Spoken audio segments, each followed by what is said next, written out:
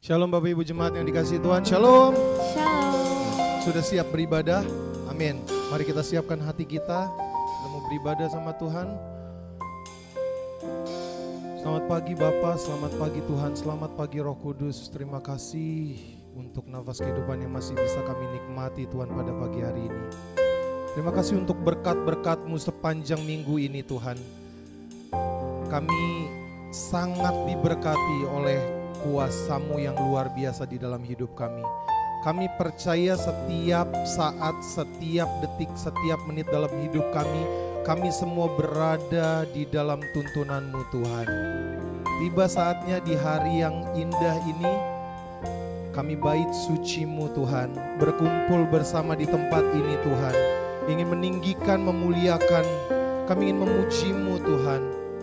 Terutama kami ingin memberikan rasa hormat kami yang besar kepada Raja di atas segala Raja. Kami ingin menghormati bait kudus-Mu, bait suci-Mu ya Tuhan. Terima kasih Engkau melayakkan kami yang ada di tempat ini. Kami percaya ini bukan suatu kebetulan kami ada di tempat ini Bapa. Kami percaya kami menerima berkat-Mu. Kami percaya kami menerima karunia yang berasal daripada Tuhan. Roh Kudus bekerja di setiap hati anak-anak-Mu Tuhan. Kami siap untuk memuji, meninggikan, memuliakan nama-Mu. Jemaat Tuhan yang siap, mari sama-sama katakan amin. Mari kita siapkan hati kita. Kita mau memuji Tuhan. Kita mau memberikan rasa syukur kita sama Tuhan. Kita mau memberikan hidup kita sama Tuhan. Kita mau memberikan yang terbaik sama Tuhan. Amin.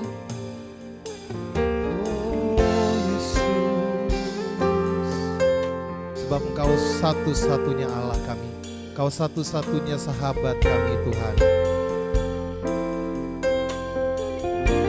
Yes. Kau sungguh indah tiada taranya, sungguh menakjubkan, sungguh ajaib untuk dimengerti, lebih dari semua yang ada. Hikmat-Mu tiada terselami, kasih-Mu dalam tak terduga.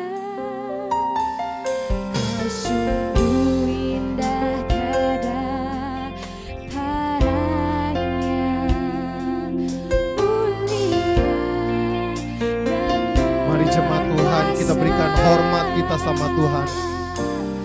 ku kagum Hormat akan Engkau.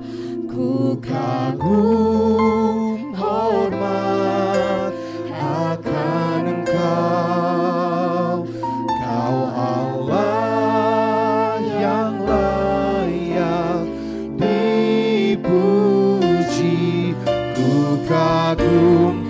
Sekali lagi katakan, jemaat saja, ku kagum hormat.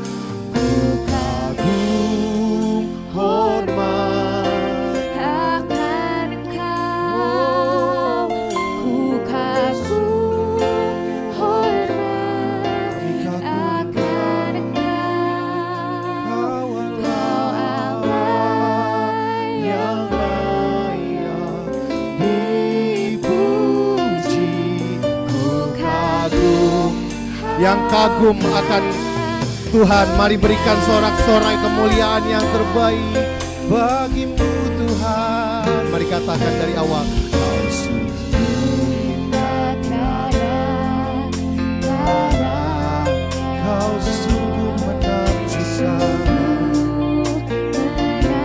menakjubkan, Oh Yesus, sungguh ajaib untuk mengerti, lebih dari lebih dari semua yang ada.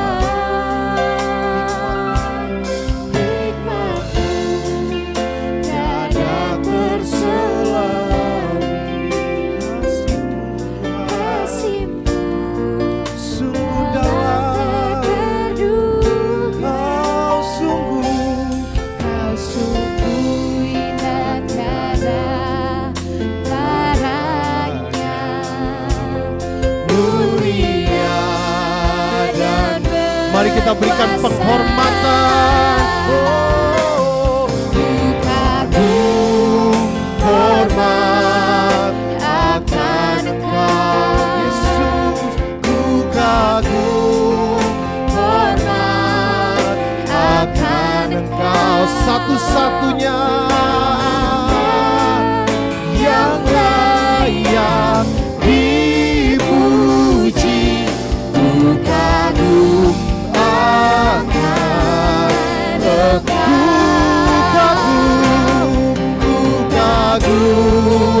hormat akan Engkau. Ku kagum Tuhan.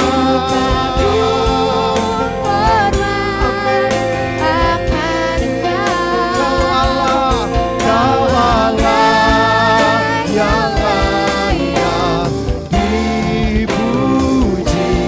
Ku kagum akan Engkau. Yes, jemaat saja katakan dari awal, Kau sungguh indah.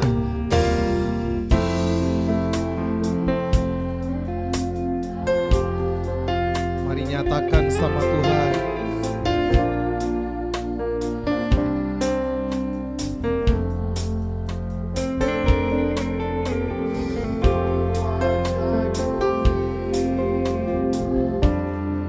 Berikan yang terbaik sama Tuhan. Lebih dari semua yang ada, hikmat-Mu tiada terselami. Kasih-Mu dalam tak terduga. Kau sungguh indah tiada caranya. Nyatakan mulia, nyatakan berkuasa. Ku kagum hormat akan Engkau. Ku kagum hormat akan Engkau. Kau yang layak Tuhan, yang layak dipuji. Ku kagum akan, kami kagum.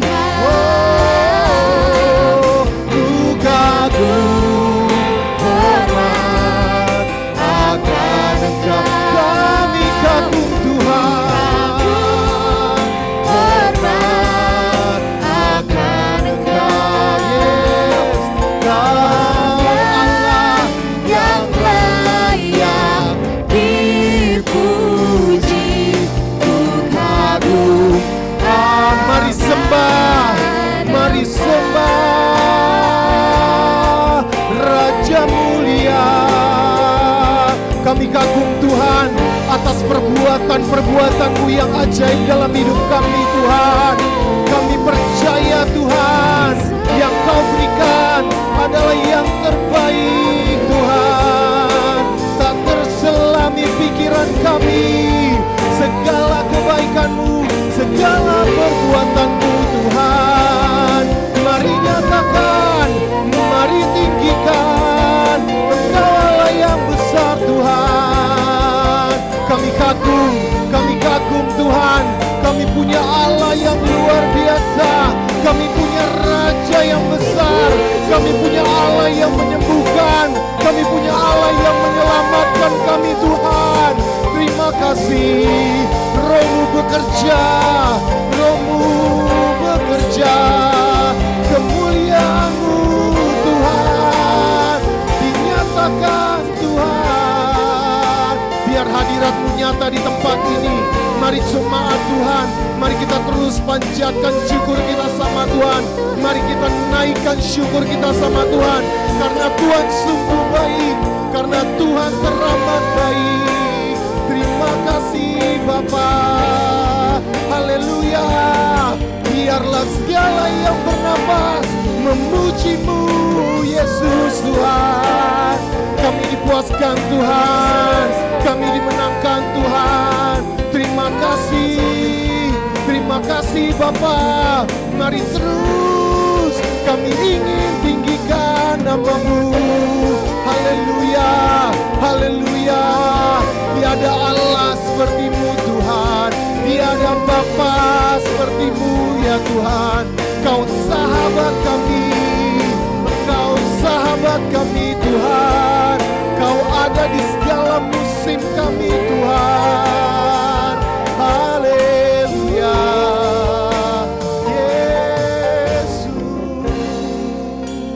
Yesus.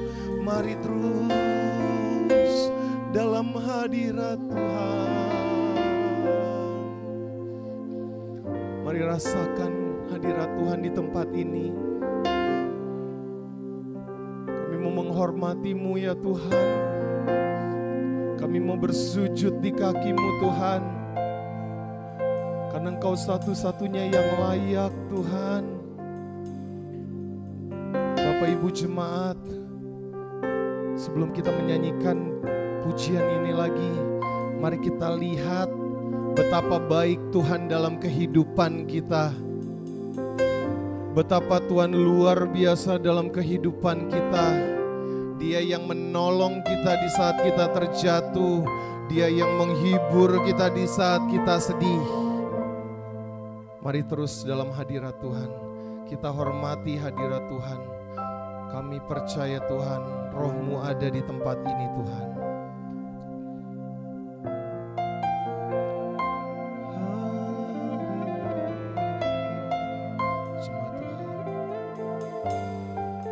Kita katakan dengan penuh iman, ini iman kami. Ku kagum hormat akan Engkau. kami berikan. Ku kagum Yes. hormat Sujud kami. akan Engkau. Kau Allah yang layak dipuji. Ku kagum akan. Dengan penuh iman jemaat mari katakan naikkan. Ku kagum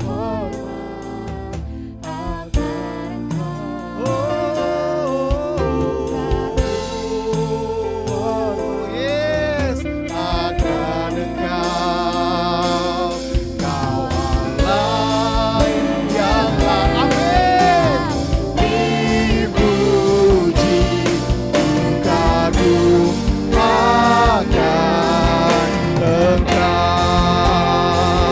Mari nyatakan sekali lagi, kami kagum Tuhan, ku kagum hormat akan Engkau ya Tuhan.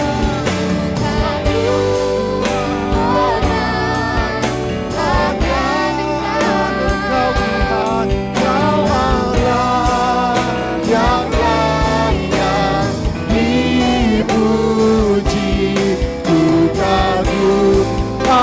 Sekali lagi dengan penuh iman, dengan penuh pengharapan katakan, ku kagum hormat.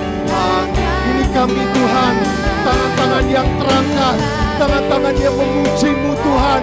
Kami mengangkat tangan kami mengangkat hati kami Tuhan. Kau Allah yang layak dipuji, ku kagum akan Engkau. Kami kagum Tuhan, ku kagum akan Engkau. Kami kagum, ku kagum akan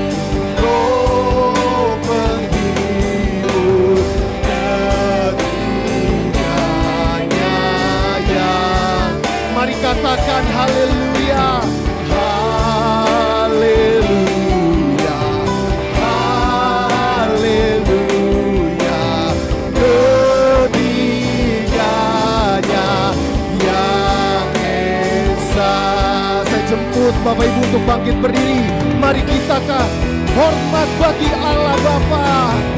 Hormat bagi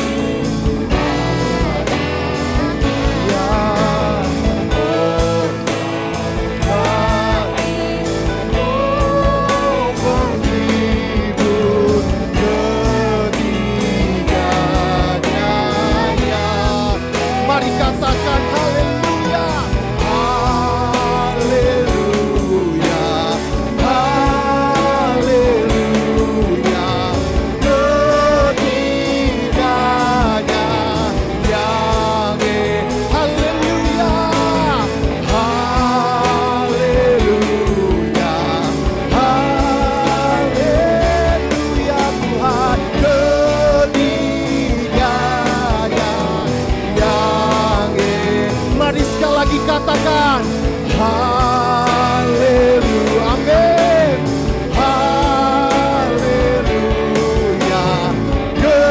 ketiganya yang berikan kemuliaan bagi Tuhan. Haleluya, terima kasih Tuhan. Ini hormat kami bagi nama Tuhan Allah Bapa kami yang bertata di dalam kerajaan surga.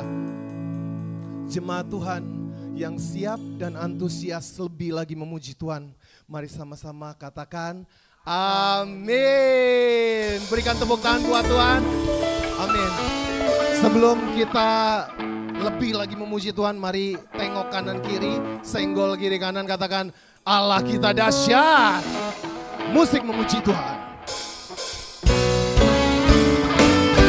Yes.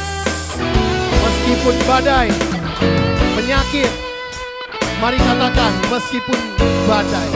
Meskipun badai di depanku, rintangan menghadang langkahku, Kau sungguh Yesus, Engkau bersamaku. Amin. Beribu rebah di kiriku, beribu rebah di kiriku, berlaksa di sisi kananku. Kau janjimu, Engkau bersamaku. Kita tak akan pernah goyah, takkan pernah goyah keyakinanku pada dirimu, Yesus Tuhanku. Tiada yang seperti dirimu. Kaulah kuatku, kebanggaanku, gunung batu dan keselamatanku, kuat tanganmu. Amin. Kaulah Allah sumber kemenanganku. Allah sumber kemenangan kita, amin. Amin. Mari kita katakan dari awal, meskipun musuh di depanku. Meskipun musuh di depanku, yes. Rintangan menghadang langkahku, Kau sungguh, Engkau bersamaku. Yes. Yang berbeban berat katakan beribu. Beribu rebah di kiriku, berlaksa di sisi kananku. Kau janjimu, Engkau bersamaku. Yes.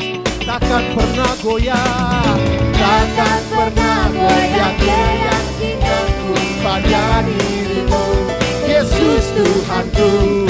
Tiada yang seperti. Mari nyatakan, Kaulah kuatku, kebanggaanku, gunung batu dan keselamatanku, kuat tanganku, perlindunganku. Kaulah Allah sumber kemenanganku. Kaulah kuatku, kebanggaanku, gunung batu dan keselamatanku, kuat tanganku, perlindunganku. Kaulah Allah sumber kemenanganku. Musik memuji Tuhan. Mari berikan kemuliaan bagi Tuhan.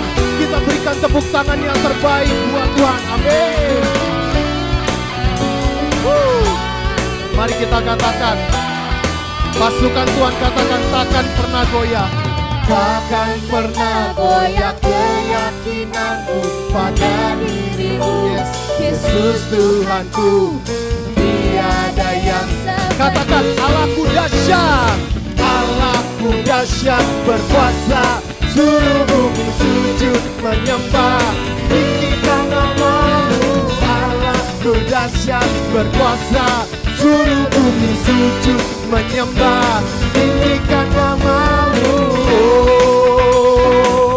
Dari utara ke selatan, barat ke timur, mari katakan semuanya. Dari utara ke selatan, terdengar pujian bagi Allah. Dari barat sampai ke timur, nama Yesus bisa tinggi. Dari pulau-pulau, lembah-lembah, gunung-gunung yang tinggi. Katakan keselamatan, kemuliaannya disaksikan, kebesarannya diceritakan. Yesus, nama Yesus, nama Yesus disanjung tinggi. Dari pulau-pulau, lembah-lembah, gunung-gunung yang tinggi. Mari jemaat Tuhan katakan, Allahku dahsyat, Allahku dahsyat berkuasa, suruh bumi sujud menyembah, tinggikan namamu. Allahku dahsyat berkuasa, suruh bumi sujud menyembah, tinggikan namamu. Oh, masih semangat Bapak Ibu, amin, amin. Dari belakang, depan, kiri, kanan, mari katakan, utara ke selatan. Dari utara ke selatan, terdengar pujian bagi Allah. Mari nyatakan, dari barat sampai ke timur, nama Tuhan saja. nama Yesus Amin. disanjung tinggi.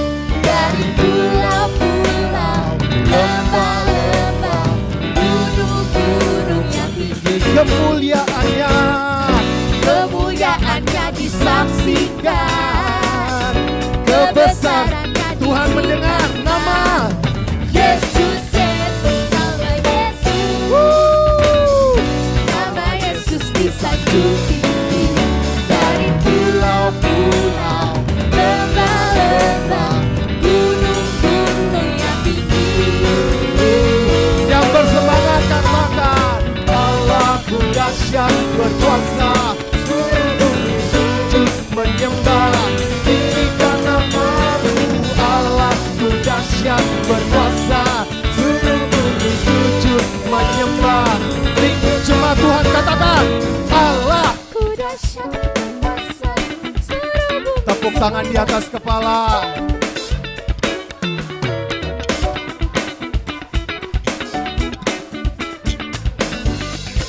Sekali lagi katakan, Allahku dahsyat berkuasa, suruh bumi sujud menyembah, tinggikan namamu. Allahku dahsyat berkuasa, suruh bumi sujud menyembah, tinggikan namamu. Oh, tinggikan namamu. Mari jemaat Tuhan kita tinggikan, katakan sama-sama, Allahku dahsyat. Berikan sorak-sorai buat Tuhan. Amin. Jangan duduk dulu Bapak Ibu Saudara, jangan duduk dulu, kecuali Pak Wito boleh. Saya percaya Tuhan datang ada di hadirat kita dan nguatin kaki kita untuk tetap ada di bawah kakinya Tuhan. Kita mau berikan kemuliaan yang terbesar buat Tuhan. Kita mau berikan hidup kita sama Tuhan. Bapak Ibu jemaat, mari saya ajak, mari kita menyembah Tuhan. Kau yang layak Tuhan, Kau yang layak Tuhan untuk kami tinggikan. Sebelum kami mendengarkan kebenaran firman-Mu Tuhan, izinkan kami untuk untuk terus menyembah-Mu di dalam roh dan di dalam kebenaran. Yes, amin.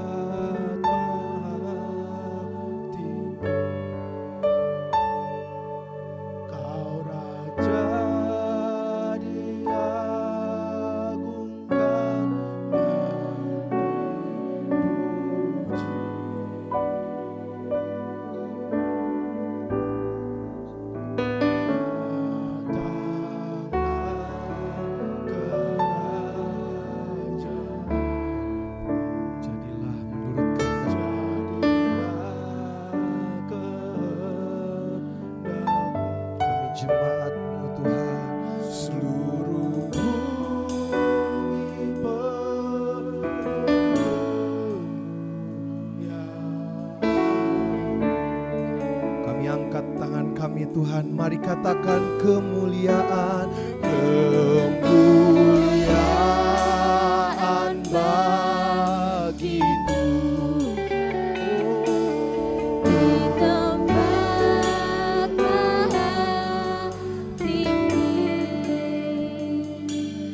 Kau Raja diagungkan dan dipuji. Datanglah kerajaan-Mu. Amin. Amin. Terima kasih Tuhan. Jadilah kehendak-Mu. Seluruh bumi penuh kemuliaan-Mu. Jemaat Tuhan yang percaya, mari katakan terus kemuliaan, Kemuliaan bagiku, ya Tuhan. di tempat maha tinggi. Dia Raja kita, amin. Kau Raja diagungkan dan dipuji. Yesus, datanglah kerajaan. Amin. Ya Tuhan, jadilah kehendak-Mu. Seluruh bumi penuh kemuliaan-Mu. Mari katakan kemuliaan bagi Tuhan. Kemuliaan bagiku, Ya Tuhan, Kau yang bertata di kerajaan-Mu. Amin. Bukan dan dipuji. Mari katakan kerajaan-Mu Tuhan.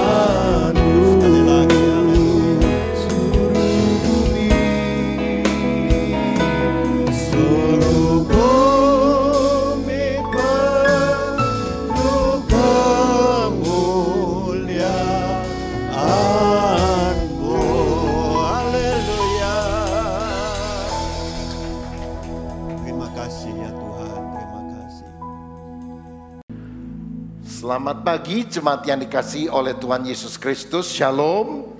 Kiranya berkat damai sejahtera Tuhan Dia limpahkan kepada kita semuanya. Pagi hari ini saya akan menyampaikan firman dengan judul Karakter Laskar Kristus. Kita akan baca 2 Samuel 23 ayat 8 sampai 12. 2 Samuel 23 ayat 8 sampai 12 berbunyi demikian. Inilah nama para pahlawan yang mengiringi Daud. Ishibaal orang Hakmoni, kepala Triwira, ia mengayunkan tombaknya melawan 800 orang yang tertikam mati dalam satu pertempuran. Dan sesudah dia, Eleazar anak Dodo, anak seorang Ahohi, ia termasuk ketiga pahlawan itu. Ia ada bersama-sama Daud ketika mereka mengolok-ngolok orang Filistin yang telah berkumpul di sana untuk berperang, padahal orang-orang Israel telah mengundurkan diri. Tetapi ia bangkit dan membunuh demikian banyak orang Filistin sampai tangannya lesu dan tinggal melekat pada pedangnya. Tuhan memberikan pada hari itu kemenangan yang besar. Rakyat datang kembali mengikuti dia hanya untuk merampas. Sesudah dia sama anak Age orang Harari. Ketika orang Filistin berkumpul di Lehi, di sana ada sebidang tanah ladang penuh kacang merah, dan tentara telah melarikan diri dari hadapan orang Filistin. Maka berdirilah ia di tengah-tengah ladang itu, ia dapat mempertahankannya dan memukul kalah orang Filistin. Demikianlah diberikan Tuhan kemenangan yang besar. Amin. Saudara, kita sedang menghadapi kehidupan yang serba sulit. Tantangan pandemi COVID-19 belum selesai walaupun sudah mulai mereda. Kita berdoa supaya sehabis lebaran ini dengan banyaknya mobilitas orang, Tuhan menjaga bangsa kita sehingga tidak terjadi lagi peningkatan COVID. Karena seperti di Shanghai, kota besar di China, lockdown karena COVID meningkat lagi.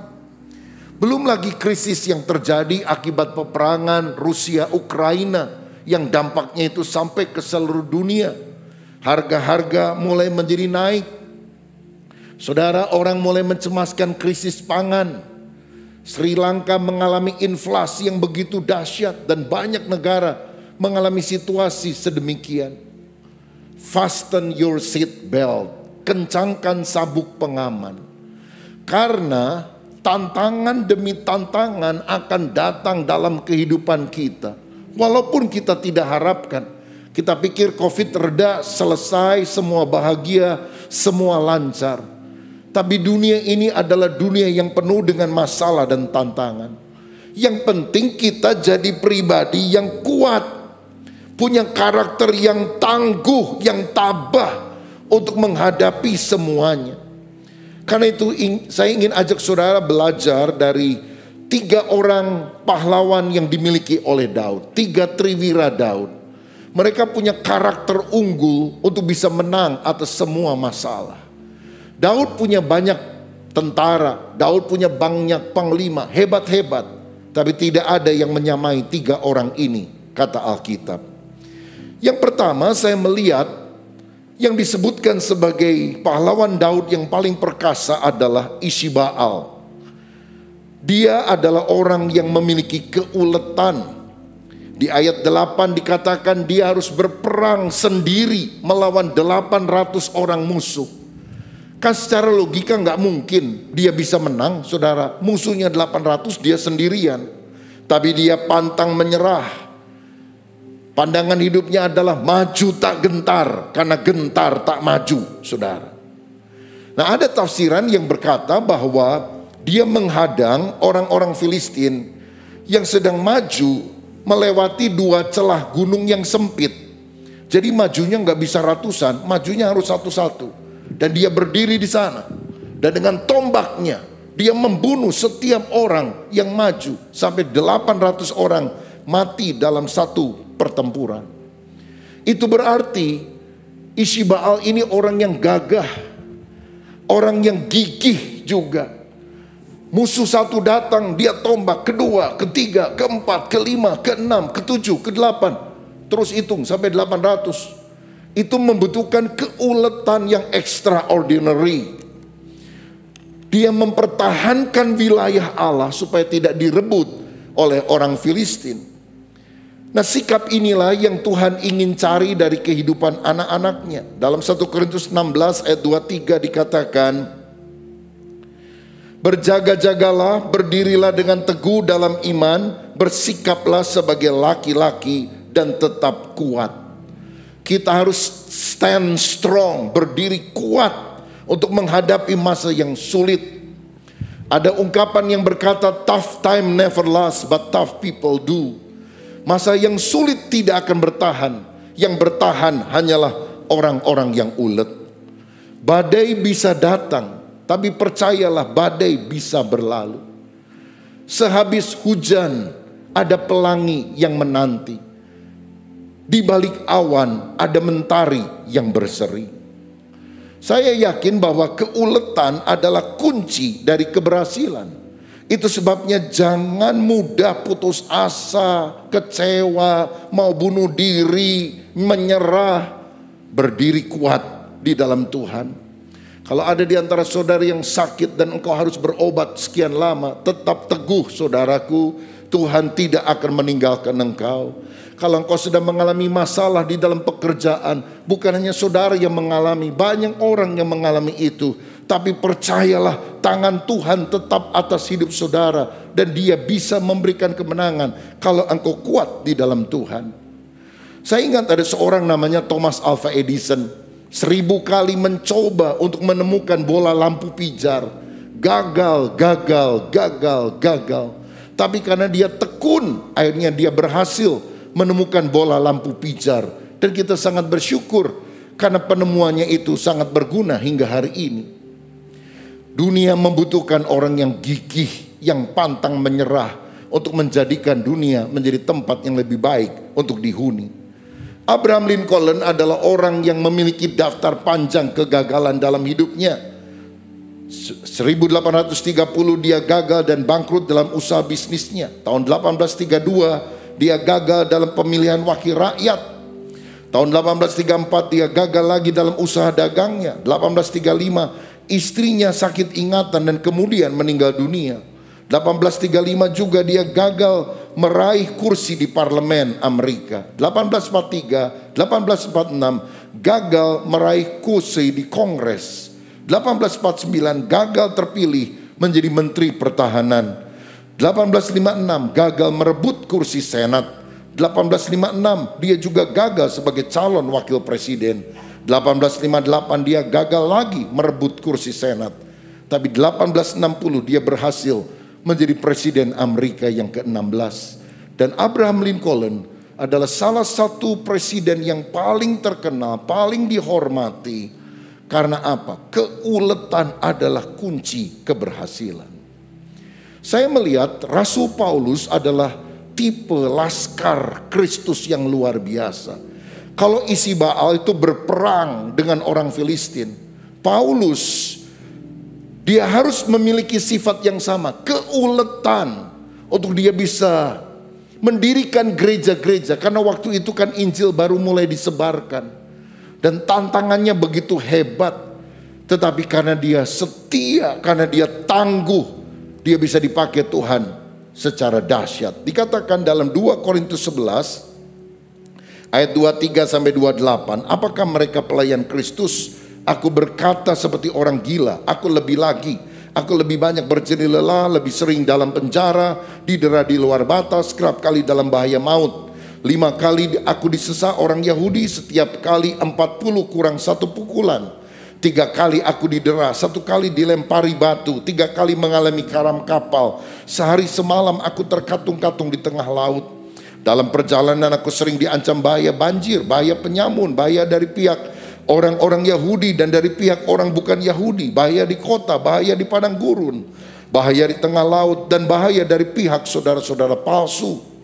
Aku banyak berjerih lelah, bekerja berat. Kerap kali aku tidak tidur, aku lapar dan dahaga. Kerap kali aku berpuasa, kedinginan dan tanpa pakaian. Dan dengan tidak menyebut banyak hal lain lagi urusanku sehari-hari, yaitu untuk memelihara semua jemaat-jemaat. Saudara, kalau kita nggak punya orang yang ulet tangguh seperti Paulus, rasanya Injil tidak bisa disebarkan seperti sekarang ini. Dia ngalami begitu banyak tantangan, tapi berdiri teguh. Saya mau bilang ada banyak anak muda sekarang pinter, sekolah bisa di luar negeri, tapi seringkali hatinya lembek, saudara.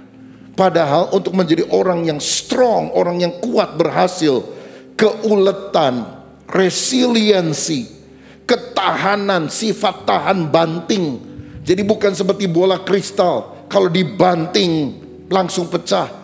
Tapi seperti bola basket, semakin dibanting ke bawah dengan keras, semakin melejit ke atas. Itulah sifat yang kita butuhkan untuk menghadapi masa-masa yang sulit seperti ini. Saya yakin Tuhan Yesus tidak datang ke dunia untuk membuat hidup kita menjadi lebih mudah dan nyaman. Tapi Yesus datang untuk menjadikan kita orang-orang yang kuat, orang-orang besar, orang-orang yang hebat. Karena ketangguhan di dalam karakter kita. Ada ungkapan berkata, no cross, no crown. Tidak ada salib, maka tidak akan ada mahkota. No pain, no gain. Tidak ada kesakitan, penderitaan yang kita alami. Tidak ada keuntungan, kemenangan yang didapatkan. Jangan saudara pikir tinggal doa semua jalan lancar. Harus bertekun, harus ulet menghadapi segala perkara. Dalam Filipi 4 ayat 13, firman Tuhan berkata, segala perkara dapat kutanggung di dalam Dia, Yesus, yang memberi kekuatan kepadaku. Kalau Tuhan ada bersama dengan kita, kita tidak perlu takut. Yosua 1 ayat 9 juga mencatat hal ini. Bukankah telah kuperintahkan kepadamu, kuatkan dan teguhkan hatimu. Janganlah kecut dan tawar hati, sebab Tuhan Allahmu menyertai engkau kemanapun engkau pergi. Masalahmu boleh besar, tapi kalau engkau yakin Tuhan menyertai saudara, Tuhan akan mengatasi semua masalah saudara. Percayalah, Dia Immanuel, Allah yang menyertai kita. Sampai hari ini Dia beserta dengan saudara. Dan kalau Dia menyertai saudara, waktu engkau berdoa Dia mendengar.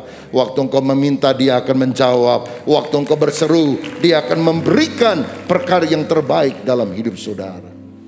Ini karakter pertama untuk berdiri tangguh menghadapi segala tantangan yang ada. Keuletan seperti yang dimiliki oleh Isbaal.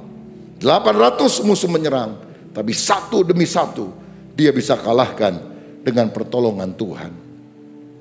Yang kedua, di ayat 9 dan 10 tadi saya melihat tokoh pahlawan Daud berikutnya bernama Eleazar. Dan dari Eleazar kita belajar kedisiplinan. Saudara, Eleazar adalah orang yang menghadapi musuh dari luar, tapi juga dari dalam. Musuh dari luar jelas orang Filistin yang menyerang dan hendak membunuh dia. Tapi musuh dari dalam adalah kelelahannya sendiri. Dia sudah begitu capek, saudara-saudara. Tapi dia tetap berjuang dengan teguh. Dia membunuh semua musuh-musuhnya. Dan yang terakhir, ketika musuh terakhir dia kalahkan, dia udah begitu capek sampai tidak bisa melepaskan pedang dari tangannya. Seperti udah lengket, gak ada energi lagi. Tapi dia memperoleh kemenangan. Itu yang hebat. Kenapa itu bisa dia lakukan? Karena dia adalah orang yang selalu mendisiplin diri dari dalam. Saya mau bilang musuh yang terbesar yang kita harus hadapi sebetulnya bukan musuh dari luar, tapi musuh dari dalam. Kalau ketika Eleazar berkata, aduh aku capek banget, udahlah aku nyerah aja, udah males, mati dia saudara sekalian. Tapi karena dia mendisiplin dirinya, maka dia memperoleh kemenangan. Dalam 1 Korintus 9 ayat 25 Alkitab berkata, tiap-tiap orang yang turut mengambil bagian dalam pertandingan menguasai dirinya dalam segala hal. Mereka berbuat demikian untuk memperoleh suatu mahkota yang fana, tetapi kita untuk memperoleh suatu mahkota yang abadi. Orang yang mau menang dalam pertandingan harus menguasai diri. Artinya harus disiplin diri. Bagaimana mungkin orang yang gak mau latihan bisa menjadi juara dunia? Orang yang gak mau latihan lari gak mungkin jadi juara olimpiade untuk lari. Orang yang tidak mau latihan sepak bola gak mungkin disewa oleh MU misalnya dari Inggris. Harus ada latihan. Kalau saudara perhatikan pemain-pemain bulu tangkis, mereka bisa latihan 8 jam sehari. Orang kerja 8 jam, dia main bulu tangkis 8 jam. Dari pagi sampai siang, istirahat sebentar, sampai sore, sampai malam. Coba saudara tanya, bisa bosen enggak? Pastilah.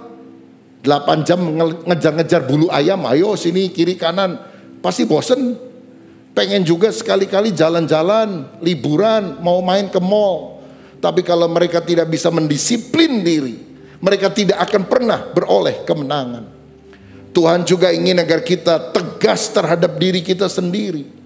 Sebab orang yang modalnya semangat tanpa disiplin tidak bisa diandalkan.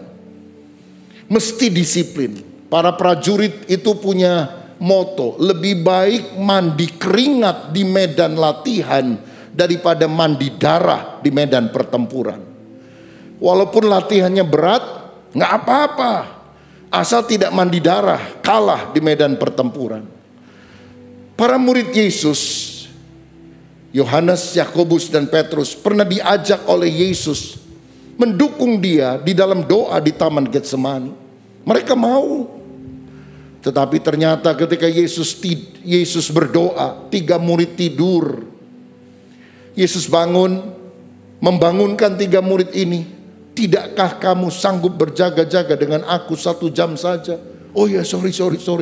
Kita kecapean jadi ngantuk nih. Ayo kita doa lagi. Doa lagi. Gak lama tidur lagi, saudara sekalian. Tidurnya itu bukan sekali, beberapa kali loh saudara. Sampai dibangunkan oleh Yesus. Sampai Yesus bilang apa? Berjaga dan berdoalah. Roh memang penurut tapi daging lemah. Itu sebabnya bagaimana supaya kita bisa mengatasi keinginan hawa nafsu daging ini. Disiplin adalah kuncinya. Kata disciple, murid, itu memiliki akar kata yang sama dengan disiplin. Seorang murid adalah orang yang harus mendisiplin dirinya. Lihat anak-anak yang sekolah harus mengerjakan tugas, bikin PR. Aduh, rasanya berat sekali. Tapi kalau kita tidak mendisiplin, kita tidak akan lulus dengan baik. Saudara, penting sekali kita berdisiplin. 1 Korintus 15 ayat 58. Karena itu saudara-saudaraku yang kekasih, berdirilah teguh, jangan goyah, giatlah selalu dalam pekerjaan Tuhan. Sebab kamu tahu bahwa dalam persekutuan dengan Tuhan, jerih payahmu tidak sia-sia. Berdiri teguh, jangan goyah, giat bagi Tuhan.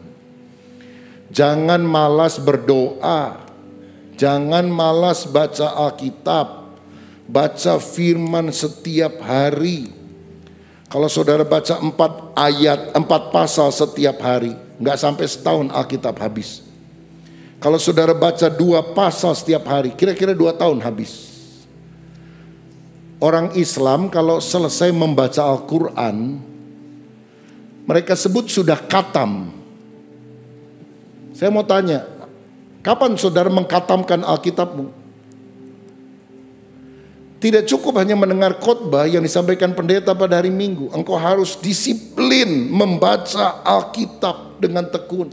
Nanti kalau ada godaan, ada tantangan, ada masalah, Roh Kudus akan mengingatkan kita akan ayat-ayat yang telah kita baca. Dan itu yang membuat batin kita menjadi teguh. Tapi kalau saudara malas baca Alkitab, apanya yang diingatkan? Wong baca aja belum pernah. Jadi disiplinlah beribadah. Disiplinlah membaca Alkitab. Disiplinlah untuk berdoa. Disiplin juga di dalam melayani Tuhan. Jangan kerajinanmu kendor, biarlah rohmu menyala-nyala. Dan layanilah Tuhan. Apapun pelayanan yang saudara bisa lakukan, lakukan dengan segenap hati. Itu mendatangkan sukacita dalam hati kita. Walaupun dalam pelayanan harus rela berkorban, tapi mendatangkan sukacita. Beberapa minggu lalu saya mengunjungi jemaat-jemaat antara lain yang ada di Pegunungan Tengah Papua, di Wamena, saudara.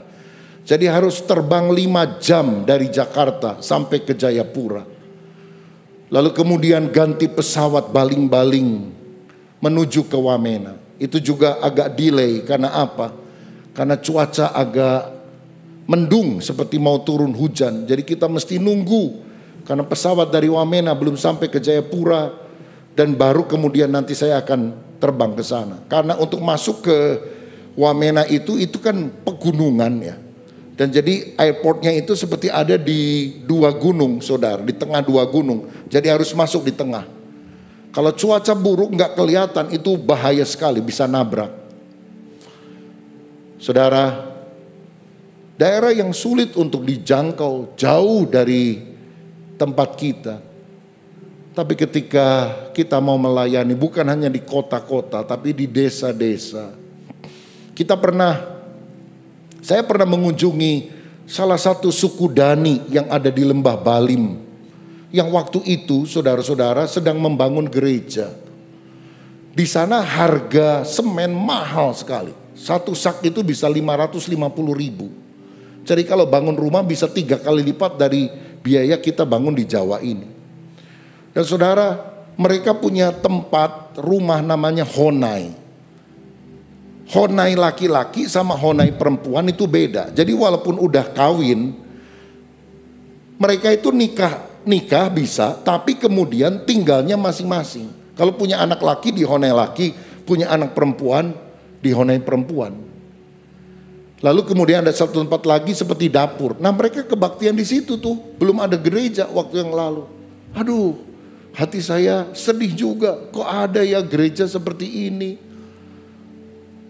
Saudara, jadi karena dapurnya agak pendek gitu ya. Jadi kita sambil duduk nyanyi doa di situ. Anjing masuk, babi lewat, begitu. Dan kita nggak bisa seperti WL kita. Mari kita berdiri memuji Tuhan. Kejeduk semuanya, saudara-saudara. Kita bantu dari gereja kita supaya mereka bisa menyelesaikan gedung gereja.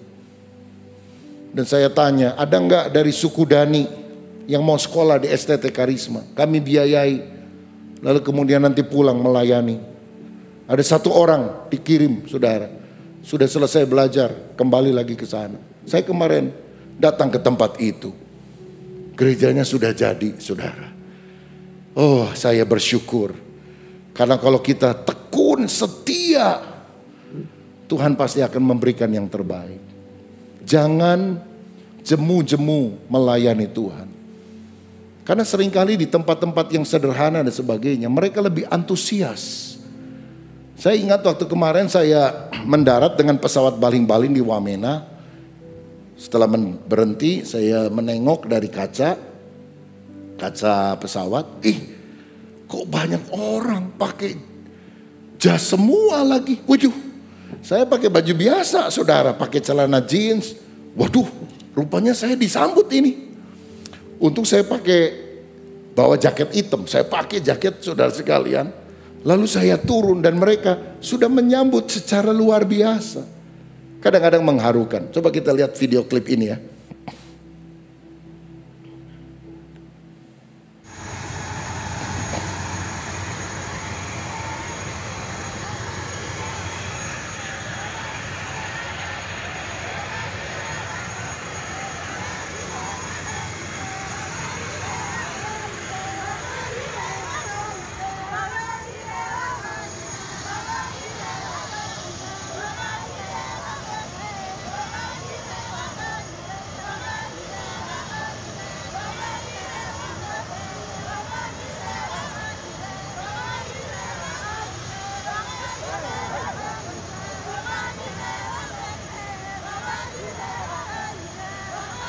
Dikasih topi kerajaan dari burung kasuari, saudara-saudara.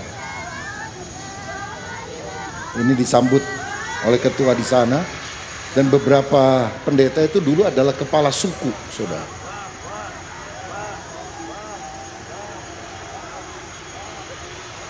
Nah, kemudian dari airport ini saya langsung nggak sempat ke hotel, nggak sempat mandi, langsung mengunjungi banyak gereja-gereja di sana.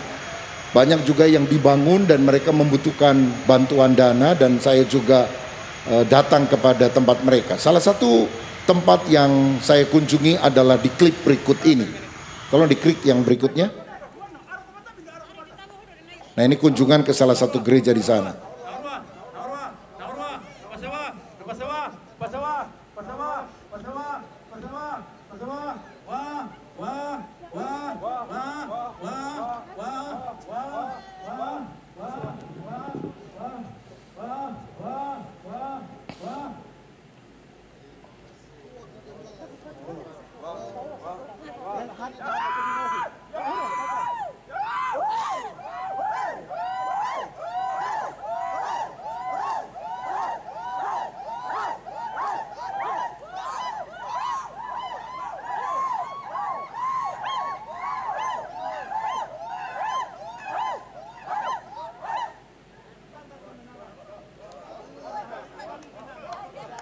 Ya, cukup.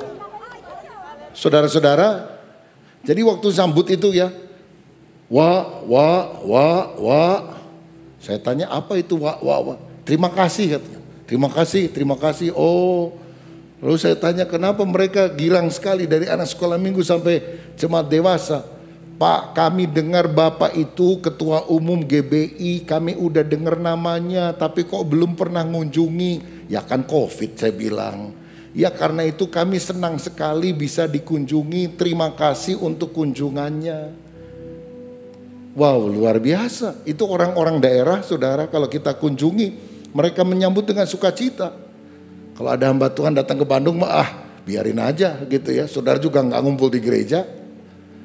Jadi kadang-kadang kalau kita melayani di tempat-tempat yang sederhana dan sebagainya, kita support mereka. Mereka juga datang dengan sukacita. Ya, dikalungi bunga, dikalungi tas khusus Papua, saya bawa tuh saudara sekalian. Tapi mereka juga pintar juga. Setelah saya dikalungi begitu, waktu di hotel saya lepas gitu saudara. Lalu saya lihat di dalamnya ada apa sih? Ternyata ada proposal pembangunan gereja, saudara. Oh, boleh juga mereka. Ya, ya, dan saya bilang oke, kami bantu semua gereja yang kami kunjungi, kita bantu saudara, karena mereka memang sangat membutuhkan dukungan untuk mereka bisa mengembangkan gerejanya. Dan salah satu sambutan yang saya sebetulnya bilang gak usah lah, oh gak bisa, Bapak Presiden GBI kata itu orang Papua, jadi harus kami sambut. Sambutannya apa? Bakar batu saudara, jadi batu dibakar sampai merah, lalu kemudian di atasnya ditaruh ubi, ditaruh daging babi dan sebagainya. Lalu kemudian saya suruh motong babi untuk makan babi itu bersama. Babinya cukup mahal loh, bisa 40 juta atau lebih. Dan itu digunakan untuk menyambut saya dalam pelayanan. Coba kita lihat klip berikut ini. Ini baru sekali nih seumur hidup nih. Motong segitu gede.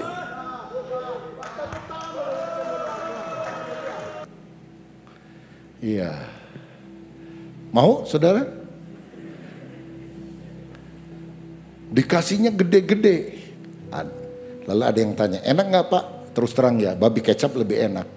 Babi epeng lebih enak saudara-saudara. Tapi ya itu adalah simbol penghormatan dan saya mesti makan saudara. Sama papeda yang kayak apa itu ya?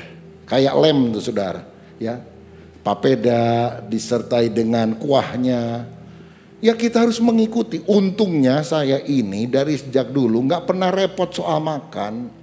Mau dikasih apa aja mau saudara sekalian. Ya, ada orang aduh milih-milih banget makan ini itu ini. Waduh ini embung aduh. Repot lah kalau masuk pelayanan apa aja yang ada. Didoakan jadi berkat. Kira-kira seperti begitu saudara. Didoakan, dimakan. 4 sehat, 5 sempurna, 6 kenyang, 7 sebeh. Saudara-saudara, kalau kita sungguh-sungguh ingin hidup kita dipakai Tuhan, mari kita giat melayani. Dan kalau kita memiliki keuletan, memiliki kedisiplinan di dalam pelayanan juga, kuasa Tuhan akan dinyatakan. banyak orang-orang akan diberkati. Siapa yang rindu hidupnya jadi saluran berkat bagi banyak orang, berikan kemuliaan untuk Tuhan kita. Yang terakhir, yang ketiga, kita perlu belajar dari ayat 11 dan 12 dari pahlawan Daud ketiga, namanya Sama, anak Age orang Harari. Dari dia kita belajar tentang kesetiaan. Saudara, tugas yang Raja Daud berikan kepada dia sederhana, menjaga sebuah ladang penuh kacang merah. Dan ketika orang Filistin datang menyerang, semua anak buah Sama lari terbirit-birit sampai dia harus menghadapinya sendirian. Tapi dia dapat memukul kalah seluruh orang Filistin dan menjaga ladang kacang merah itu. Kenapa semua anak buahnya lari? Pertama pasti karena takut. Tapi yang kedua saya rasa karena mereka berpikir pengorbanan mereka tidak sesuai dengan apa yang mereka harus pertahankan. Maksudnya gini, Sama kabur aja yuk. Sebab kalau kita misalnya mati, kita nggak akan disebut pahlawan, kita tidak akan dikenang.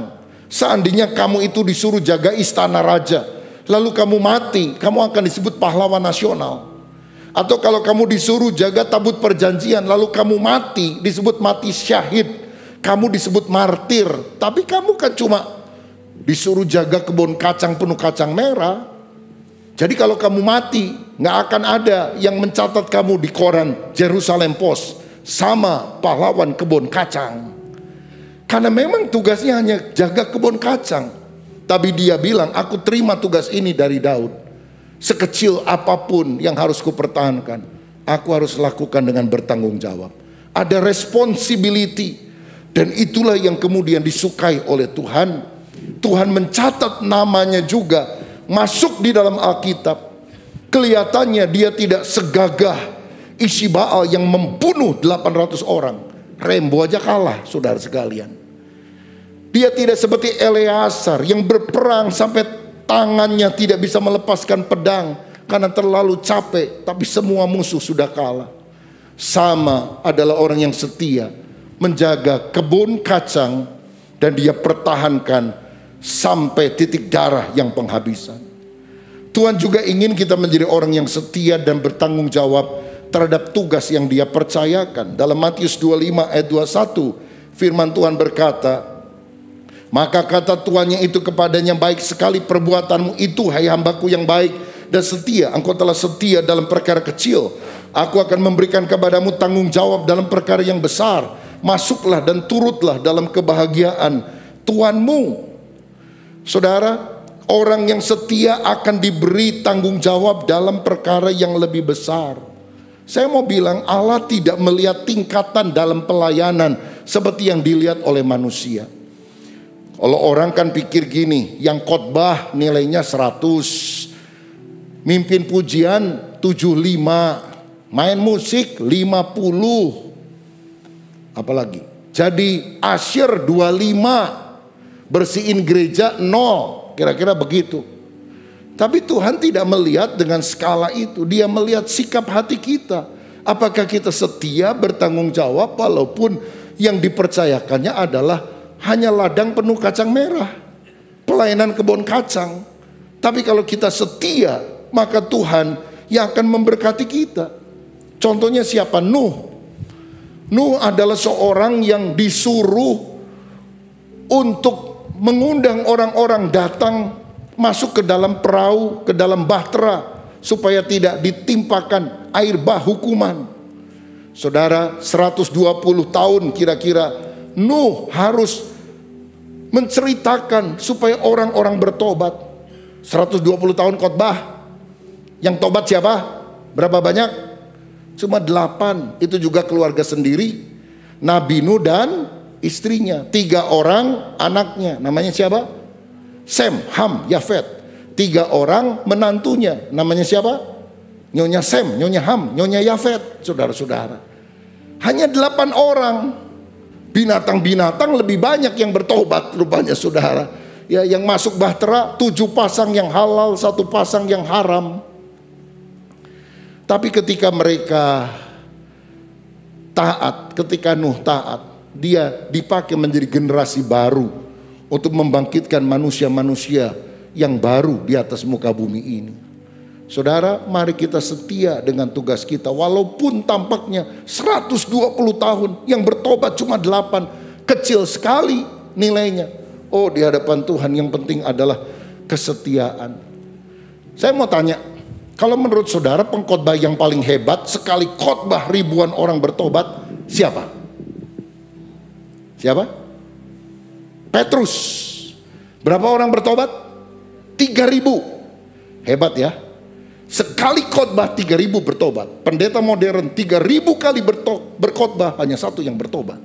Beda sekali saudara. Tapi menurut saya ada pengkhotbah yang lebih hebat hasilnya daripada Petrus. Satu kali khotbah seluruh kota bertobat. Dan jumlah penduduk di kota itu 120.000 orang kata Alkitab. Siapa namanya? Yunus disuruh khotbah kepada orang Niniwe supaya mereka tidak dihukum oleh Tuhan. 120.000 orang bertobat. Dahsyat kan? Sampai pada puasa semua. Yang puasa bukan cuma orang, binatang juga puasa. Bayangkan tikus, kecoa, cecek, semua puasa. Kalau ada orang datang bawa kepada kerbaunya, kepada lembunya itu rumput, si lembu geleng kepala bilang emoh katanya. Hebat sekali nih pertobatan di Niniwe. Sekali khotbah 120.000 orang bertobat. Tapi apakah dia hebat di mata Tuhan? Anehnya setelah bertobat, Yunus marah sama Tuhan. Tuhan, aku nyesel khotbah. Gara-gara aku khotbah, orang-orang bertobat semuanya. Nah ini kan pendeta aneh nih saudara. Kalau kita khotbah orang bertobat, kita senang. Dia enggak, dia marah. Kenapa? Dia tahu bahwa bangsa Niniwe, bangsa Asyur akan dipakai oleh Tuhan untuk menghancurkan Israel. Jadi kalau mereka dihancurkan dulu oleh Tuhan, dia senang. Dia nggak mau orang bertobat. Sampai Tuhan bilang, aku yang bikin, aku sayang sampai mereka. Kalau mereka bertobat, aku mengampuni. Loh, di pemandangan manusia, mana lebih hebat? Nuh yang khotbah 100 tahun, 120 tahun, cuma 8 orang bertobat. Atau ini yang khotbah sekali 120.000 orang bertobat. Oh ini kan pendeta besar nih ukurannya. Tapi Tuhan lihat hati loh saudara. Beda sama Yeremia. Tuhan ngomong gini sama Yeremia. Yer, kamu khotbah ya? Siap Tuhan. 40 tahun kamu mesti khotbah. Siap Tuhan. Tapi aku beritahu kepada kamu, nggak akan ada orang yang bertobat ketika mendengar khotbahmu. Waduh. Ini mah bukan nyesel belakangan, nyesel duluan saudara. Jadi ada hamba Tuhan disuruh khotbah 40 tahun, Tuhan kasih tahu nggak akan ada orang yang bertobat. Kalau saudara mau khotbah nggak? Khotbah rajin tidak? Khotbah nggak ada yang bertobat, nggak khotbah nggak ada yang bertobat. Sama wae, sami mawon. Tapi luar biasanya Yeremia terus berkhotbah, terus berkhotbah. Kenapa sih? Rupanya gini saudara. Tuhan ketika mau menjatuhkan penghukuman bagi orang yang tidak mau bertobat, harus selalu mengingatkan mereka untuk mendengar firman supaya mereka bertobat. Supaya pada hari penghakiman ketika orang-orang akan diadili oleh Tuhan dan dicampakkan ke dalam kebinasaan, Tuhan tidak mau ada seorang pun yang tunjuk tangan kepada dia dan berkata, aku tidak pernah mendengar berita itu. Mengapa engkau menghukum aku? Tuhan akan bangkitkan, munculkan Nuh pada zamannya, munculkan Yeremia pada zamannya, munculkan orang-orang lain yang telah dipakai menjadi alatnya. Tergantung dari manusia mau menerima atau menolak. Tetapi resiko ditanggung karena mereka telah menolak kabar sukacita itu. Dan Yeremia adalah nabi yang setia. Walaupun gak ada hasil kelihatannya saudara. Saya melihat orang-orang yang setia melayani di desa-desa adalah orang-orang yang luar biasa. Mereka nggak bisa jadi pendeta di kota, khotbahnya juga belepotan, jemaat akan bubar. Tapi kalau orang kota suruh masuk ke pedalaman, naik ke gunung-gunung, mesti jalan kaki berjam-jam. Dan ada orang-orang yang setia seperti itu. Kita menghargai. Karena setiap orang punya panggilan yang berbeda-beda.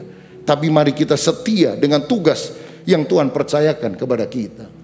1 Samuel 16 ayat 7 berkata, manusia melihat yang di depan mata, tetapi Tuhan melihat hati. Bukan yang dilihat manusia yang dilihat Allah. Manusia melihat apa yang di depan mata, tetapi Tuhan melihat hati. Karena itu saudara, jangan anggap remeh tugas kebun kacang, tugas kecil. Karena walaupun orang tidak menghargainya, Allah tetap menghargainya. Lakukan tugas saudara. Panggilan yang Tuhan panggilkan untuk saudara. Nggak usah jadi orang lain, wah hebat ya dia jadi orang besar. Wah kepercayaan Tuhan gede buat dia. Setia dengan tugas yang Tuhan percayakan. Kepercayaan itu adalah soal Tuhan. Saya pernah ingat ada KKR yang diadakan di sebuah kota di Amerika Serikat dan pengkhotbahnya Mordechai Ham. Pak Ham ini adalah seorang mantan petinju yang bertobat jadi penginjil. Nah orang-orang banyak yang datang saudara sekalian di dalam KKR itu.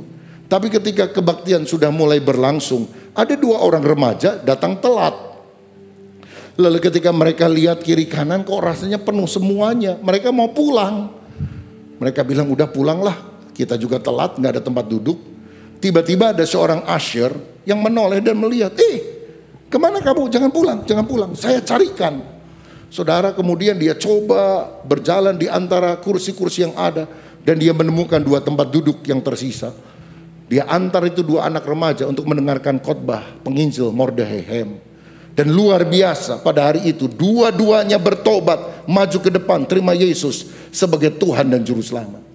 Coba seandainya mereka tidak dibawa oleh usher ini, lalu kemudian mereka nggak jadi ikut kebaktian, malah mabok-mabokan, mereka bisa terhilang sampai selama-lamanya. Pekerjaan usher ini kelihatannya kecil, cuma membawa 2 anak remaja untuk mendengarkan Injil. Tapi ketika mereka bertobat terima Yesus, bukankah pahala besar di sorga? Dan salah satu dari anak yang bertobat ini kemudian menjadi penginjil terbesar di abad 20. Dia khotbah kepada jutaan orang. Namanya Billy Graham. Dia penginjil terbesar di Amerika yang ketemu dengan banyak presiden. Dia mendoakan berbagai presiden Amerika di dalam hari pelantikan mereka. Saudara-saudara, kita nggak pernah tahu apa yang kita lakukan. Ternyata dampaknya sangat luar biasa. Karena itu setialah dengan tugas kebun kacangmu, tugas yang kecil. Ketika engkau melakukan dengan setia, Tuhan akan melakukan bagian. Pertanyaan saya, saudara tahu siapa nama usher yang mengantar Billy Graham pada waktu remaja untuk duduk dan mendengarkan khotbah? Saudara tahu? Pernah dengar namanya? Tidak tahu? Saya juga tidak tahu, saudara-saudara. Siapa nama usher itu saya nggak tahu. Dan mungkin itu tidak penting. Karena yang penting Tuhan tahu siapa dia. Tuhan tahu siapa namanya. Tuhan tahu apa yang dia lakukan. Kalau engkau melakukan pertolongan kepada orang lain, mungkin orang lain nggak tahu. Tidak ada kamera yang merekam saudara. Tidak ada foto yang menjepret saudara. Nggak masalah, yang penting Tuhan tahu. Dan kalau kita melayani dengan tulus, dengan setia, dengan jujur, setia dalam perkara kecil, Tuhan akan berkata, baik sekali perbuatanmu, terimalah kebahagiaan dari sejak dunia ini belum dijadikan. Hari ini maukah kita memiliki 3 karakter ini? Pertama adalah keuletan seperti Ishibaal. Yang kedua kedisiplinan seperti Eleazar. Dan yang ketiga adalah kesetiaan seperti Salma. Kalau kita memiliki 3 karakter ini, kita seperti Triwira Daud yang perkasa menghadapi tantangan zaman ini. Dan Tuhan akan memberikan kemenangan karena dia temukan karakter yang berkenan di hati Tuhan. Selamat pagi, Tuhan Yesus memberkati kita semuanya.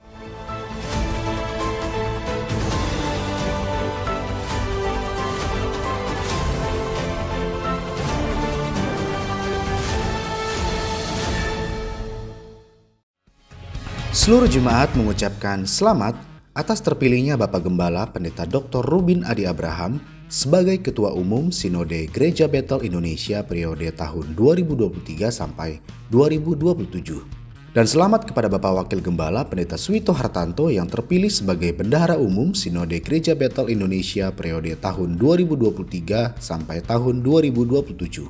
Selain itu, selamat kepada Ibu Gembala Sidang Ibu Lenawati Tanujaya atas pelantikannya sebagai pendeta penuh dalam sidang sinode yang lalu. Dan selamat kepada Bapak Koordinator Umum Bapak Roni Bagenda yang juga sudah dilantik sebagai pendeta penuh. Tuhan akan memakai lebih dahsyat lagi untuk kemuliaan nama Tuhan.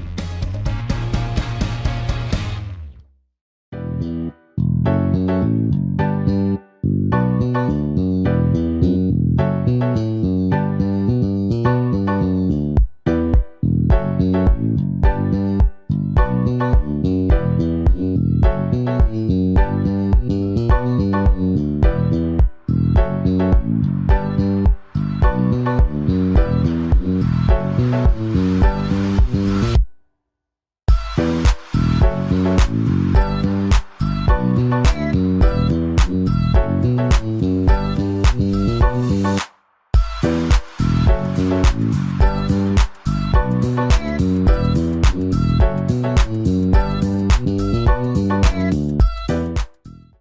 jemaat Tuhan, kita siapkan hati kita angkat tangan kita di hadapan Tuhan. Tuhan menyinari engkau dengan wajahnya dan memberi engkau kasih karunia. Tuhan menghadapkan wajahnya kepadamu dan memberi engkau damai sejahtera. Jadilah pribadi-pribadi yang bisa mengucap syukur dalam segala keadaan. Hitung setiap berkat-berkat yang kau sudah terima daripada Tuhan. Tuhan memberkati rumah tanggamu, Tuhan memberkati hidupmu, Tuhan memberkati keuanganmu, Tuhan memberkati masa depanmu, Tuhan memberkati pertumbuhan imanmu. Kiranya damai sejahtera daripada Allah Bapa, cinta kasih dalam Tuhan Yesus Kristus, serta persekutuan di dalam kuat kuasa Roh Kudus tinggal tetap menyertai hidupmu mulai hari ini sampai Maranatha Tuhan Yesus datang pada kali yang kedua. Semua yang menerima berkat Tuhan sama-sama katakan amin. Kau Allah yang besar, ajaib dan mulia. Kau Yesus yang selalu membuatku terpesona. Segala pujian bagimu ya Tuhan. Hanya Kau yang layak ku agungkan. Hanya Kau yang layak ku agungkan.